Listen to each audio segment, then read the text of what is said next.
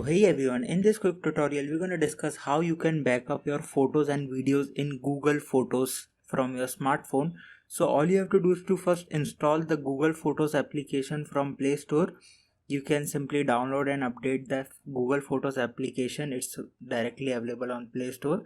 After downloading the application, just open the Google Photos app. It may ask for the sign up also.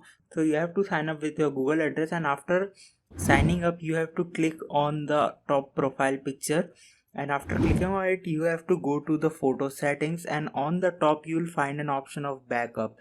Click on it and just simply turn on the backup. Once you turn on the backup you will find an option of backup quality below. Click on it and you can from here select the backup quality as well. So that's a very quick and helpful tutorial for you. I hope this video will be helpful for you. Make sure to hit the like button and subscribe button for more such interesting videos.